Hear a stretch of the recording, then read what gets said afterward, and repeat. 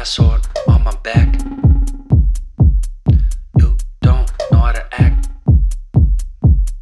Maybe you should relax. Maybe you should relapse.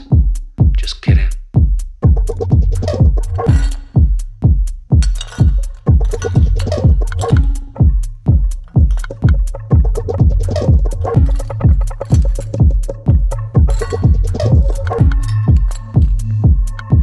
Stop.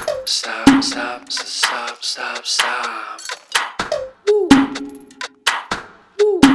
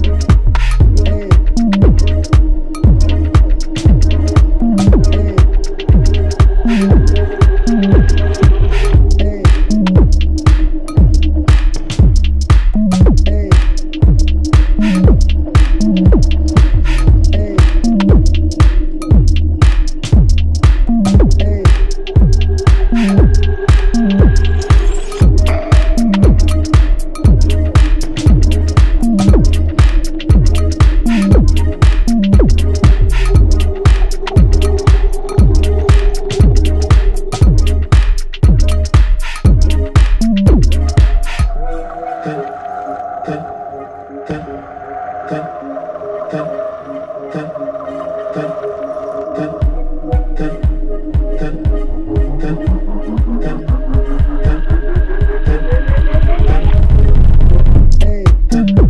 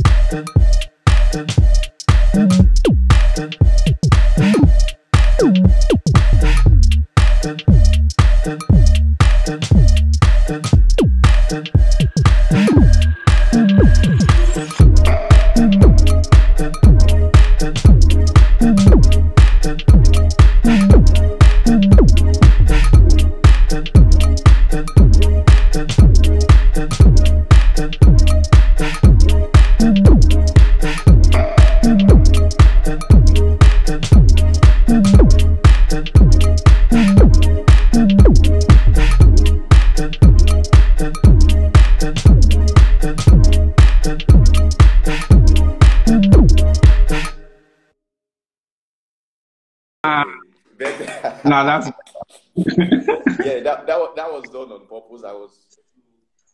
That was done on purpose. I actually wanted people to be sure that they can see me, but since no one said anything, I was waiting for that. Okay, so we'll just go in.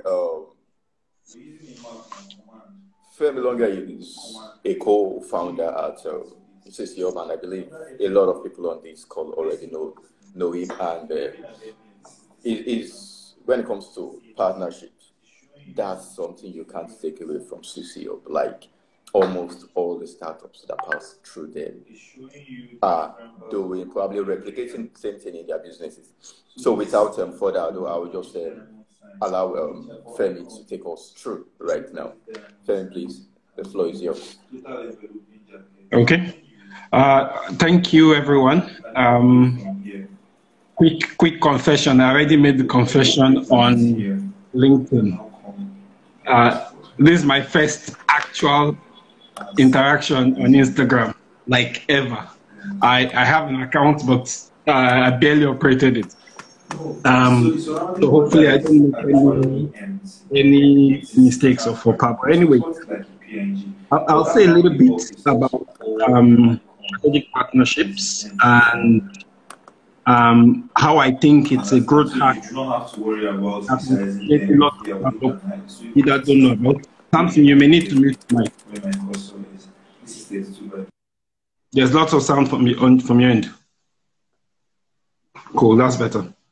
So strategic partnerships are a growth hack that lots of small businesses, startups, non-profits either don't know about, or even when they know about it, they struggle with how to actually get it done. And so what I'll share, and over the last few years, over the last at least 6 years, I've been actively working on a process that makes it very easy for you to design, sell, and very quickly close and grow your business with strategic partnerships. To set a bit of context, what do I mean by partnerships? And I guess this is where lots of startups I see already struggle. A lot of things that people call partnerships are actually anything but. People call sponsorship agreements partnerships. People call one-sided relationships. They call straight up a sale a partnership. What's a partnership? At its broadest level, and this not looking at dictionary definitions, it's when two or more people work together on a common purpose that has clear benefits for everybody. So two or more people working together, common purpose, and clear benefits for every single person in the relationship. Now, from a business standpoint and a strategic partnership from a business's perspective, speaks to two or more businesses again who form a relationship. And typically those relationships will have about 3 defining features. The first one is that by agreeing to work together, value is accruing to everybody that's involved in the relationship. So every single party in the relationship is going to get something that's valuable to them. In that relationship, everybody is doing work. If only one side of the relationship is doing work and the other side is just receiving, then it's not a partnership. And also, and the third defining feature is that risks and rewards of the relationship are shared. So if I like to say the mathematics of one of the maths of partnerships is 1 + 1 is equals to 3. By collaborating with you, both our organizations are doing more, are getting more than we would actually be able to do if we're working on our own individually. I use there's a very common example of this in the Nigerian context. I'm sure if you are Nigerian on the call, you're familiar with the MTN Lumos campaign, where you can buy pay-as-you-go solar devices a pay-as-you-go solar system, leveraging MTN, paying through your MTN network. Now, Lumos is a startup originally out of Netherlands that does pay-as-you-go solar. In Nigeria, to distribute their product as far and as wide as possible, they entered into a deal with the largest telco, MTN. And they co-branded a product. They co-branded a yellow product called MTN Lumos.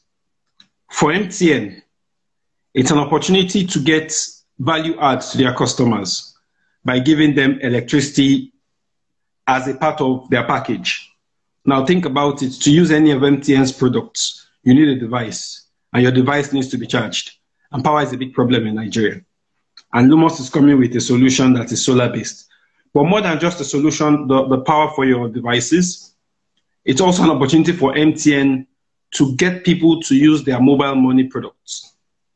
Because to service your subscription for your Lumos device, you need to have an MTN SIM card, and you need to put money in your account or pay even with your recharge card. For Lumos, on the other hand, MTN is covering marketing of this. So MTN already has a lot of money that goes into marketing, but now they're going to put a part of that into promoting Lumos's product. And that's a partnership that's win-win on both sides. Lumos gets to grow, MTN gets to grow their mobile money. A lot of times I hear SMEs, I hear startups, I hear founders talk about partnerships with organizations, but it's very clear what they are going to get from the relationship, and what the other party is going to get is not as clear.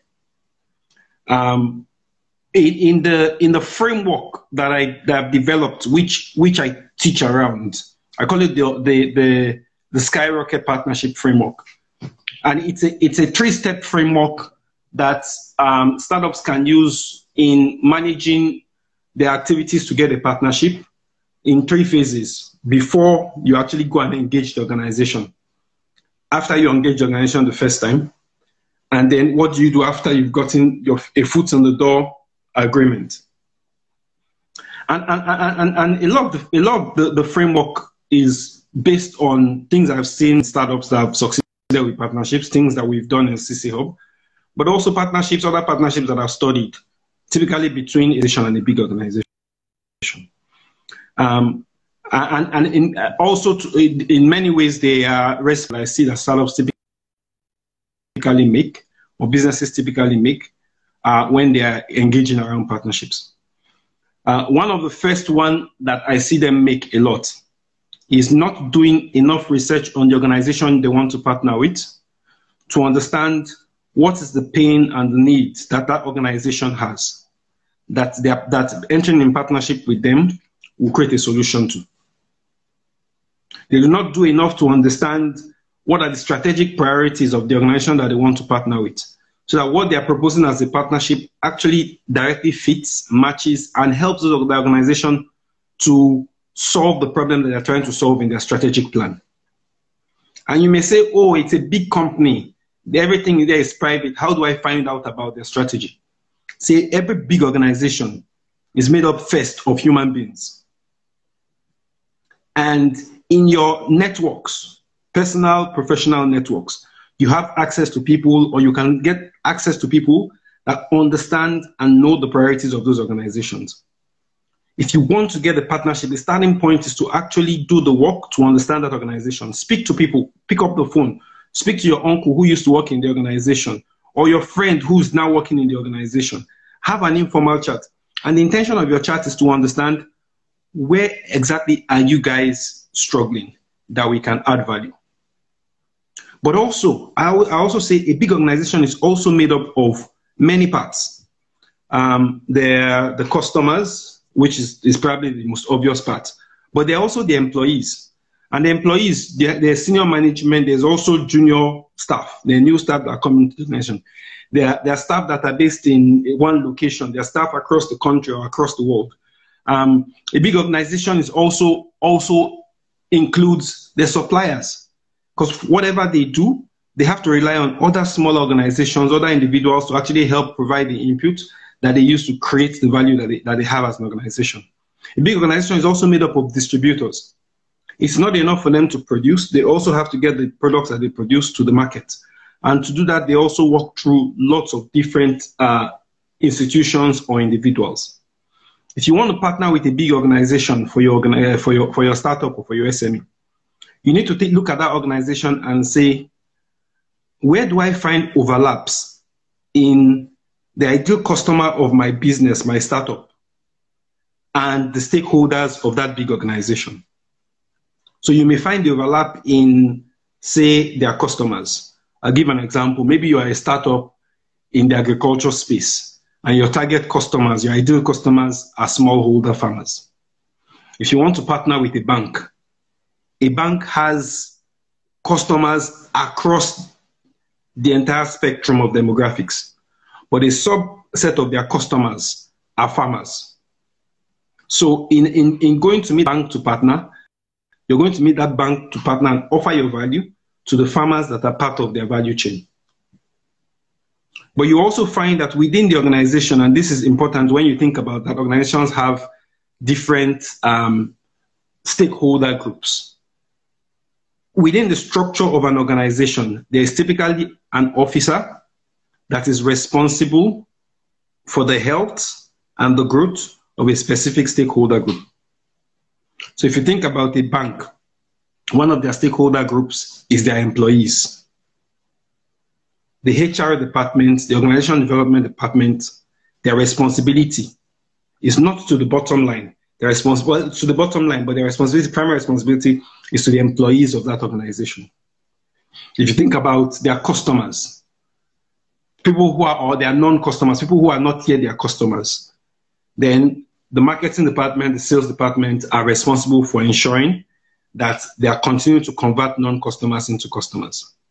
The customer service department is responsible for ensuring that people who are their customers are enjoying the experience enough that they stay. Now, if you want to partner with a big organization, don't go and say, I want to partner with MTN, or I want to partner with Sterling Bank, or I want to partner with whichever big organization, Volkswagen, Siemens, whatever. Say, I want to partner with the sales department of this big organization, or the HR department of this big organization, or the supply, the operations department of this organization. And that's the unit of the organization that is responsible for the stakeholders of the organization that match with your own ideal customers. So when you go, even if your uncle's brother's cousin is the MD of the organization, don't go first to the MD. Find out who is responsible for that segment that I am interested in adding value to. That's the research that you need to do beforehand. If you don't do that research, it's going to come and bite you subsequently. Because one of the biggest things that turns startups off from partnering with big organizations is that they waste our time too much. It's meeting after meeting after meeting after meeting. And that happens when you're speaking to people in the organization whose annual bonus, whose key performance indicators are not tied to the value that you're offering to that big organization.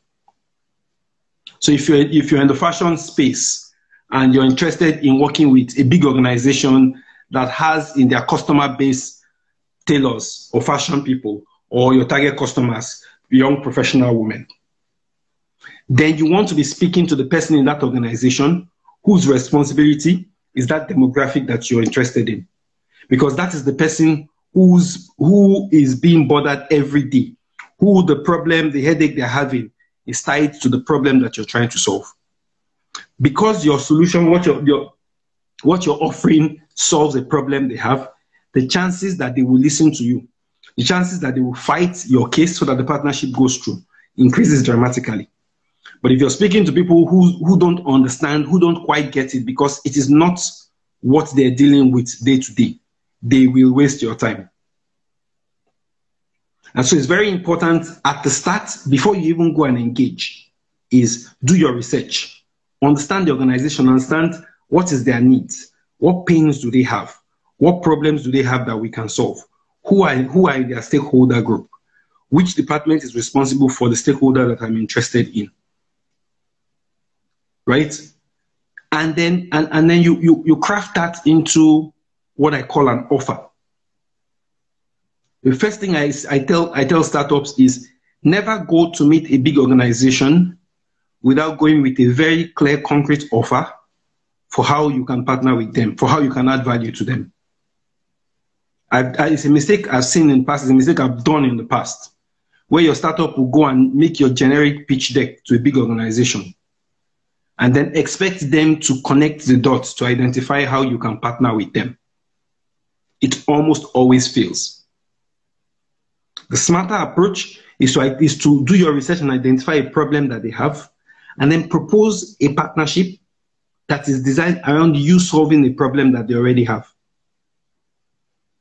When you go that way, the chances that they will listen to you, chances that you get to a quick close will increase. You increase that chance when you can clearly identify the person in that organization who is bothered by the problem that you want to solve. So that to that person, you're not a nuisance, you are a solution. You're not a vitamin, you're a painkiller. You fix that person's headache. And if you fix that person's headache, the person will fight tooth and nail. In the boardroom where they're making a decision on whether to partner with you or not, that person will fight tooth and nail to make sure that the deal is signed. The next thing I recommend then also is start small. Start small. I see too many startups who, at the point of partnership, they're already discussing doing 10 times more than what their entire business does in a year in the partnership, and selling something that is too big and too large, that those guys are looking at them and going, is this person really serious? When a big organization is considering whether to partner with a small organization, the biggest issue in their mind is risk and fear. They're thinking, these guys are new. What if we partner with them and then they go out of business?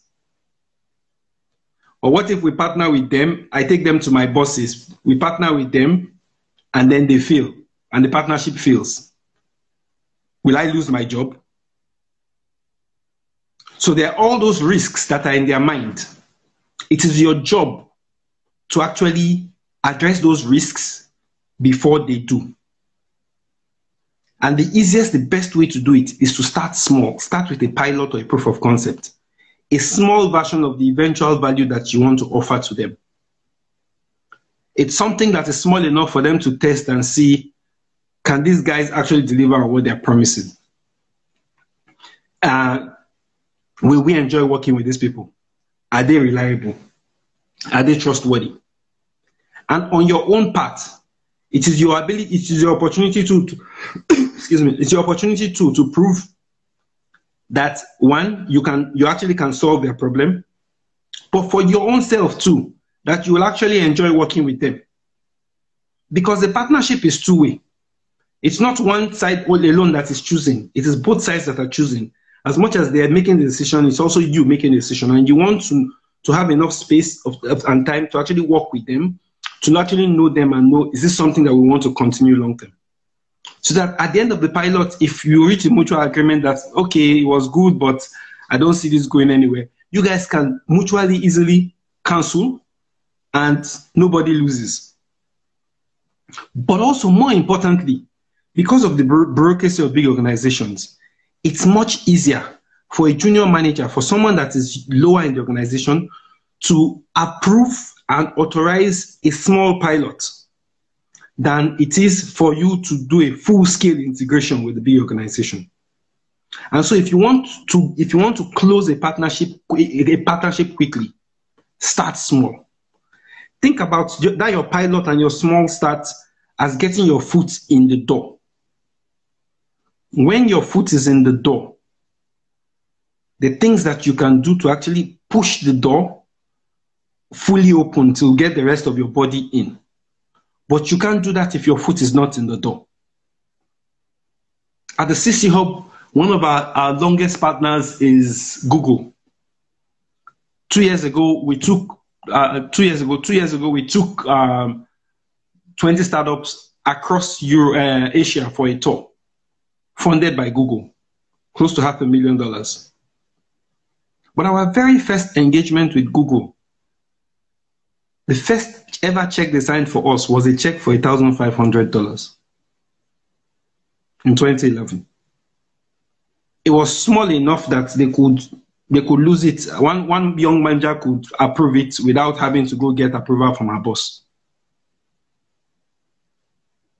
Min One, who is our partner, who every year gives us the equivalent of $250,000 worth of bandwidth at no cost. Our first ever engagement with them was a 350,000 naira check for an event. So if you want to partner with an organization, don't expect to start gigantic. Start small, get your foot in the door, get to know the right people in there, deliver value. Deliver value and measure value and talk about the value that you delivered. And use that as a basis to expand the partnership to other things. So when you think about where do we go to find organizations to partner with? The first port of call is big organizations that we already have business relationships with. Maybe your relationship at the moment is for a one-off sale.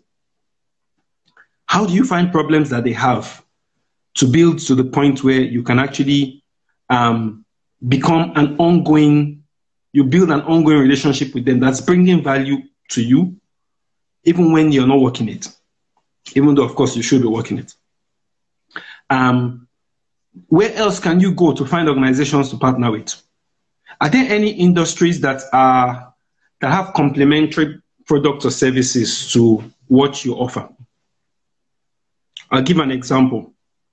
If you think about education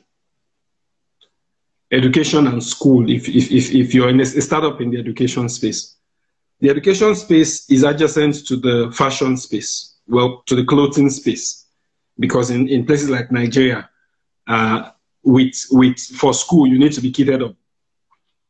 It's adjacent to the publishing space.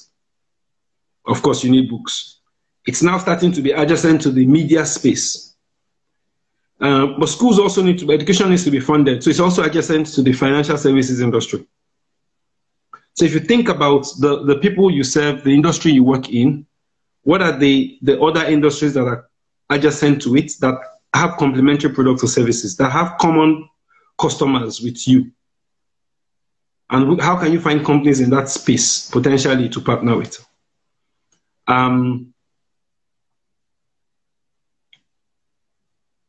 So I said, do your research, know what you want, know their problems, know how you can solve their problems, know who are your overlaps in terms of your customers and their stakeholders.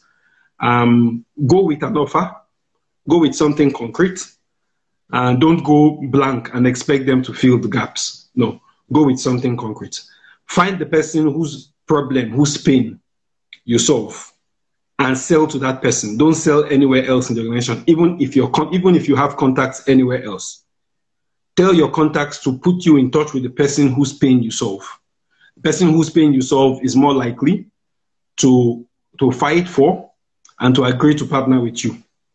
Start small and start with only one thing. I always advise startups, don't start by offering 3 or 4 things. It's not a restaurant. You're not going to offer them a long menu. Pick one thing. Build something around that. Offer that one thing. After you have gotten in, after you have your foot in the door and you've built a relationship and a rapport with them, you can start to expand out the amount of things that you do with them. But start with only one thing. And aim to kick off with a pilot. Aim to limit their risk and measure everything. After you started, measure everything. I talked about Main One Cable giving us $250,000 of internet. When we started our partnership with Main One Cable, they were giving us $80,000 worth of internet. The reason why they were giving us, Main One has invested millions of dollars to get bandwidth into Nigeria. For them to make their money, Nigerians need to be on the internet using technology. For Nigerians to be on the internet using technology, people need to be inventing technology solutions that fit into the everyday lifestyle of the average Nigerian. And we were building a space that was enabling people who wanted to create solutions for Nigeria. So it made sense for Main One. If we were successful and we got all these people building solutions for Nigeria, then internet use in Nigeria increases, which means Main One makes more money, right? So it was not them sponsoring us with internet. But here's the thing, 3 years into our partner, 2 years into the partnership, we discovered tech has started to converge in Lagos, in Yaba. And we realized one of the problems that tech sector needed in Yaba was, how do we get bandwidth? How do we get internet working? So we went to Main One, why don't you guys have your fiber in Yaba? They said, oh, we don't have the right of way. We need to get the government of Lagos to approve right of way for us to land fiber in Yaba. And we've been at it for a few years, and it's going to cost us $2 million. So our team had access to the Lagos State Innovation Council, then under Governor Fashola, and we went to do a presentation to Fashola and his team, and said, this tech is already starting to converge in Yaba. If you guys give right of way for this company to land fiber in Yaba, these are the number of universities, tertiary institutions in Yaba, these are the number of schools, these are the number of hospitals in Yaba, these are the amount of people in Yaba. This is the socioeconomic benefits to the state if there's fiber in this neighborhood. The very next day, the government of Lagos waived right of way for them to, so they forgo for them to pay $2 million. But it didn't just end there. They held their hands and accelerated the process so that in 6 months, fiber had landed in Yaba. What that meant was all the Omoniles, all the landlord associations, everybody that would have been an impediment to the process of digging the streets of Yaba and getting fiber there, the Lagos State government took care of all that. Fiber landed in Yaba. Main One got lots of business on top of that, plus $2 million that was waived by the Lagos State government. So when you think about that, they could count to the naira and the kobo the financial benefit of their relationship with us on the primary activity of how many startups are coming up and creating solutions and getting Nigerians online, but also on ancillary benefits like getting their fiber into Yaba. So when you partner with an organization, it's not enough to say you're now a partner and your logo is on our website. Can you, to the naira and kobo, show them the benefits that they have gotten from partnering with you? Can you plan those metrics into your partnership design? Can you do the work to actually do the measurement?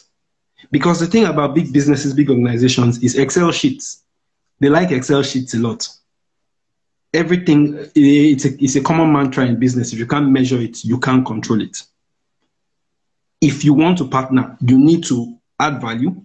It needs to be measurable. You need to be able to share those metrics. That's what you will use to justify expanding the partnership with the organizations. To end this, it doesn't make sense when you're building a car for you to also be constructing the roads that the car that you're building will ride on. A lot of us small businesses, innovative entrepreneurs, were building the equivalent of cars.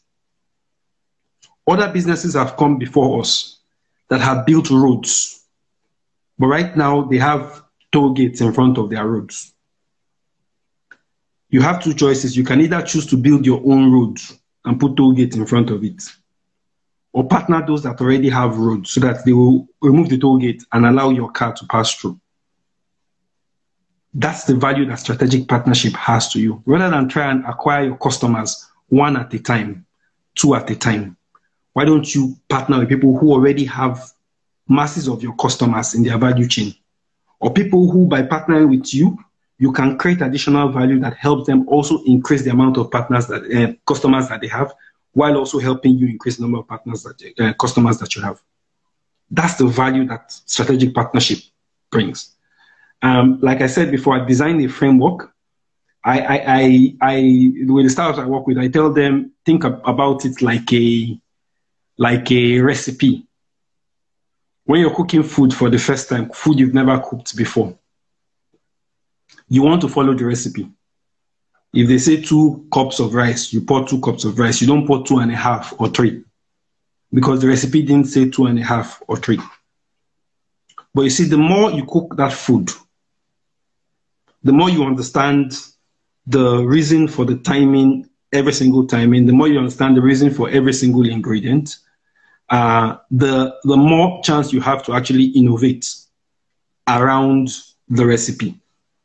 So what I've created is a recipe, and it's a recipe that's been created and has been used time and time again. I teach and I share and I coach startups around that recipe. I'm going to, let me see if I can drop a link. So I just dropped a link into the chat.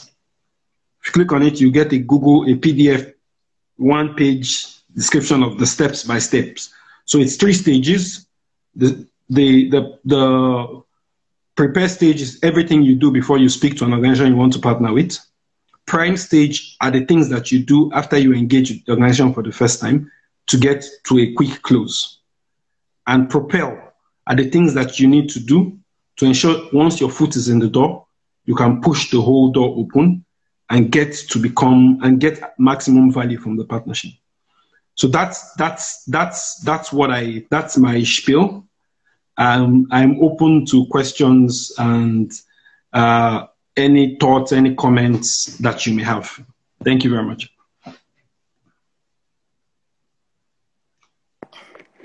Wow. Thank you so much, Femi Longe. It's like, for me, I've already started thinking, should we allow this to go on for another 1 hour? We can't. We can't see that. Okay, so, I dropped earlier that if you have a question, you should start. This is the time to ask whatever question you have concerning partnership. Please drop it in the comments, and I'll read it out. I think they asked it for the. I've dropped it the second time.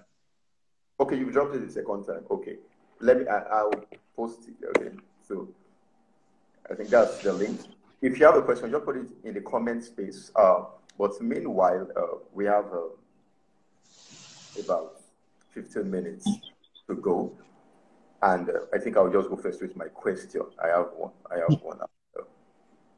Okay, so my question is, I was just thinking, we have when you talked about startups that started their engagements with a company that they want to partner with, and along the line they dropped off because they felt there was too much meetings and all that, and because they dropped off, they somehow burnt that bridge. How do you advise those bridges to be mended? How can they mend those bridges? How can they pick up those conversations again, knowing what they know now? How can they pick up those conversations again? So it's dependent on how they burnt the bridge. Did they use a flamethrower? Did they use a grenade? Or did they just walk away? Now, if it was a walk away situation, which is okay, then it's for you to go back and try and restart the relationship, but taking the right steps in this case. So rather than go blank and go back, actually go with a very concrete offer for a very specific person. If it's someone that you've been interacted with previously, pick up the phone and have a quick chat. A lot of times the email is a good tool for communication, but sometimes there's some things that you can't say in an email. And there's a level of human interaction that comes from one-on-one conversation that you want to also be able to use for what you're trying to do. So pick up the phone and speak to someone in that organization, someone that you're still on friendly terms with. If you need to apologize, right? And the person will be able to let you know how bad or terrible the damage is, and who exactly is who are the most pained people, who are the people that are more likely to derail the relationship from starting or going, who are the key power holders that can determine if the partnership is renewed, is signed or not. Yes, it is two entities that are trying to partner, but really it's actually human beings and individuals. I hear people, a lot of times with startups, they feel very intimidated when it comes to speaking to people in corporates. It's a human being. It's a human being that also have their own pains and frustrations and challenges. And it's about you being able to make that human connection. And not everything has to be done through the formal channel. Pick up the phone and have a conversation and start from there. That's pretty like straightforward. I believe if most of us have this before now, we would have just kicked off again. So we have other questions. We have one from Anthony Oye. He's asking, how do you handle big organizations with a lot of bureaucracies and red tapes? Like bureaucracies, you're talking about people that they are like iron kids. So how do you handle it? So, so again, it comes down to your research and how you engage. So if from your research, the person whose headache you solve is the head of HR or the person that's responsible for learning in the organization, you have one of two options. You can either go to the organization or make a phone call and try and book a meeting, in which case you put yourself at the mercy of the gate man and the secretary and the PA and everybody that you need to speak to get to the learning manager. In this day, you have LinkedIn, you have social networks. If you know the name of the learning manager, is there anyone in your network that's a common connection that can introduce you? If there's none, can you reach out to that person and make connection? And your connection is very straightforward. I have something that solves a particular problem that you have. Can we have a quick conversation? And specify the problem that you solve. I don't believe in you have to work your way up the ranks to get to the person that you need to speak to in a big organization. With social networks, with LinkedIn, you can bypass all the bureaucracy and go straight to the person whose problem you solve. If you genuinely solve the person's problem in the organization, they will help you navigate your way through bureaucracy, no matter how big it is. Right? You get bogged down in bureaucracy if you feel I need to speak to everybody till I get to the person that needs to hear me. No. If you know the person that needs to hear you, which you should know from your research, then you can go straight to that person and start the conversation there. Okay. Yeah. Okay. That's quite helpful. And Tolu asked a question here, but I believe you're going to Tolu, if you can hear me. You said you work in the insurance sector, and how would you advise I move forward with new aggregators? Because most of them have no insurance knowledge at all.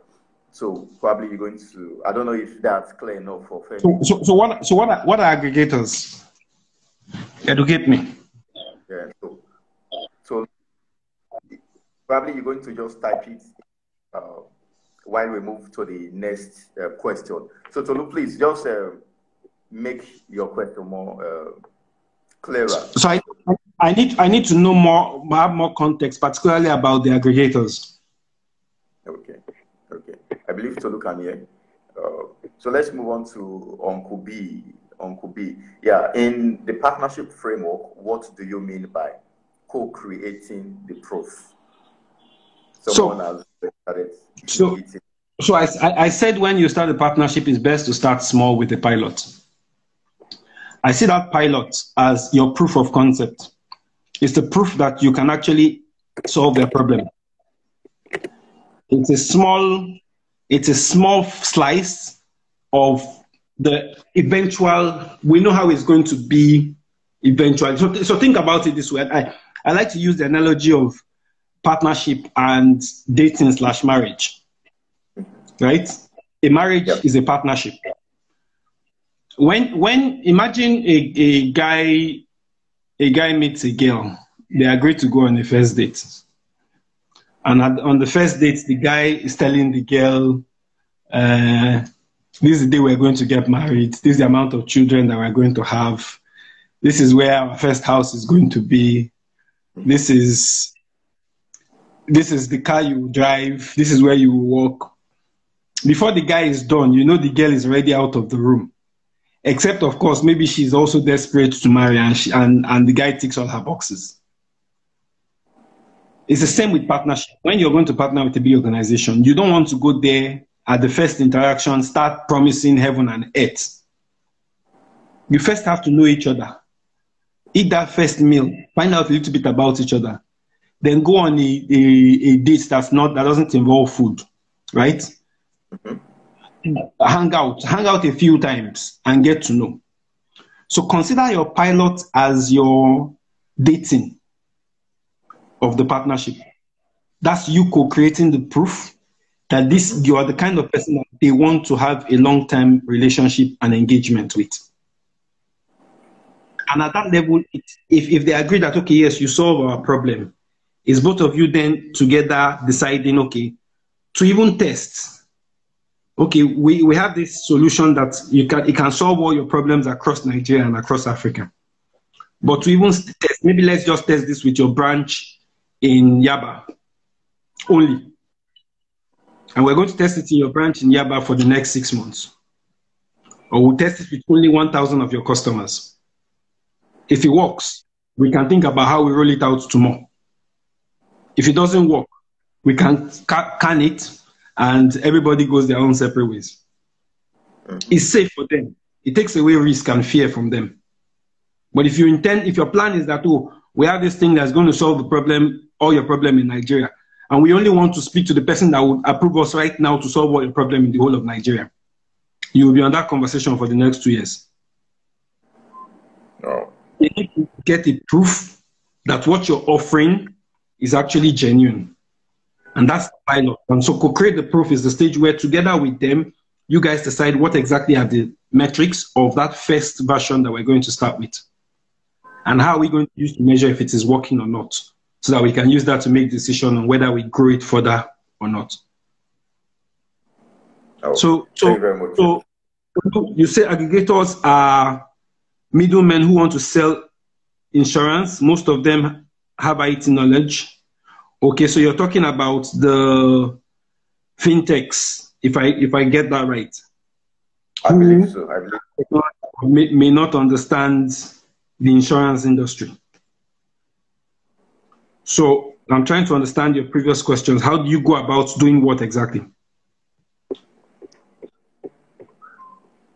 How would I advise you move forward with the fintechs? Yeah. I guess the answer to that question is in what I just said. Start with the pilot. Test it. Test it with a small segment of your crowd, right? And if it works with a small segment, you then have the basis. You have an argument to take to your bosses to justify expanding it to the whole of your organization. There's a saying in tech that no one ever got fired for hiring IBM. The meaning is, big companies, people like protecting their ass. And the easiest way is to look for an established brand to partner with. So that if you partner with them, if there's a failure, you can say, it wasn't me, it was IBM. Nobody expects IBM to fail like that. But if you partner with a small organization, the chances that you get burnt if it fails increases. To reduce that risk, start with a pilot. Start small, have clear metrics, have clear timeline, have clarity on how you want to measure. And if it works, then use that to go and make your business case to the bosses that you want to expand this. Wow. That's like light in the dark. Thank you very much, Femi. We have one from Luz Rena. Okay, so what do you think about sending a personalized video in a case where the phone didn't get picked up You sent LinkedIn messages, no response. What other out of the box ideas do you think this first contact can be made? There's a fine line between making first contact and being seen as a stalker. And you need to be careful not to also turn the other person off. If a person is not responding to you, you need to go back and recalibrate. Am I actually solving a problem that person has? Is there a reason why that person is not responding? Who else in the organization can I speak to get further insights on the person that I want to engage with? So for me, it's not if the person doesn't respond to 5, then let me add 5 more. No. Take a step backwards. Maybe I didn't frame the value that we're offering in a way that is clear and sharp enough for the person to understand that this solves a pain. How can I rephrase it? Get advice from other people. Show other people what you sent and let them independently help you review and refine the communication message. But don't assume because you didn't respond to my email, now I'm going to send you a personalized video. It's not more. It's not about quantity, it's qualities. You need to be smarter with the messaging. Okay. So we have someone from Fresh Ekundayo. He says he's painted this scenario. He's done all the research, met pitch. The pitch went well. He sent email and followed up and voicemail even after positive reviews to work together. Move on or keep on pushing on when there is no light in the tunnel. So in the framework we have has also 8 mindsets that follow it. And the last of the mindsets is don't be afraid to walk away. So there's times when walking away is the realistic option. However, before you even make that move of walking away, what I'd say is, have you limited their risk? Have you given them a quick entry point, a small entry point, a simple entry point? What I typically tell startups I work with is propose something to them that they don't need to get to senior management before they can start. See, every manager in an organization has levels of responsibility and power that they have. If whatever we're proposing, if it reaches this threshold of budget or this threshold of integration, then I need to involve my manager for approval. And your manager has approval level up to a certain threshold, and then you need to meet your manager's manager. Are you pitching something that is at the immediate level or the level that's just above? And that's the pilot, something that they can test quickly without looking at, it's going to be too complex and will involve the whole of our organization. The more complexity there is in the execution, the more the chances that time will be delayed before you kick off. Of course, if you're a more established startup, then you can be reaching them at the level of we're pushing for full integration from day one. But if you're a small upcoming, then you want to go at it at a level that an upcoming in the organization that you're trying to partner with can actually approve. Because think about it. If they partner with you and it goes well, you're already giving somebody in that organization the opportunity to shine. You need to find that person and you need to propose something that person can approve. It may not be your dream partnership, it may not be at the scale that you want it, but it's a foot in the door. That foot in the door is hard. It's harder. It's like they say 0 to 1 is harder to reach than 1 to 10. Once you're in, you're in. Except you screw it up. Once you're in, you're in. So the question is, what can you offer? What can you propose? How can you chunk down and create something that they can run with immediately with minimal effort, just so that they can test and see that this works. After they've tested and seen that it works, it becomes easy to scale it. So that's what I'd suggest, going back and looking at what you're offering and saying, is there a smaller, simpler step that they can actually implement immediately? And how do we push that as a starting point?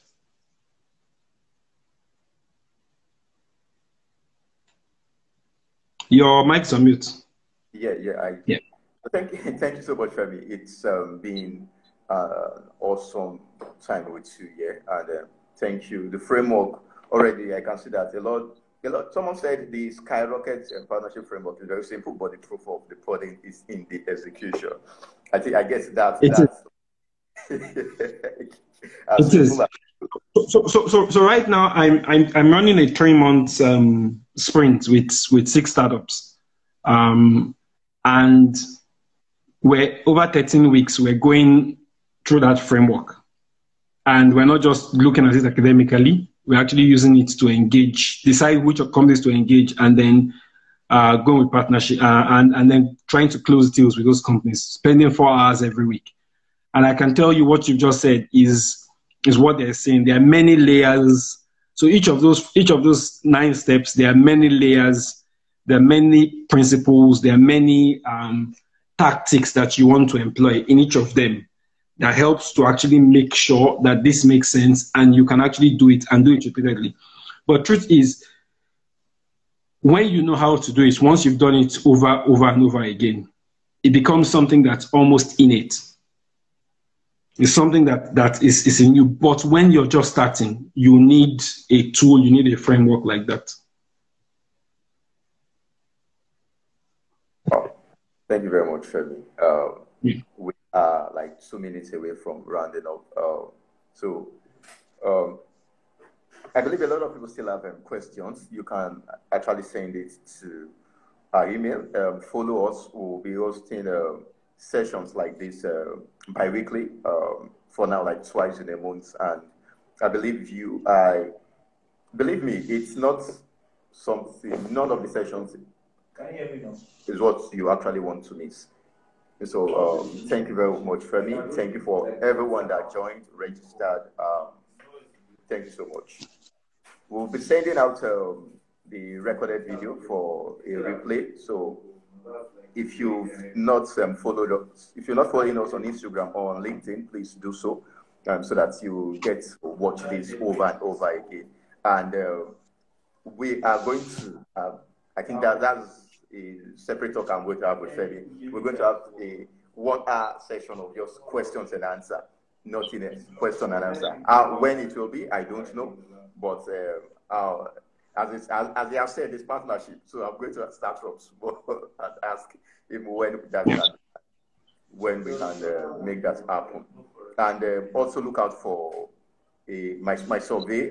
It's just 3 dots that you're going to answer, so that to know how valuable this session has been to you and what else you're looking out for in sessions like this when we bring in thought leaders.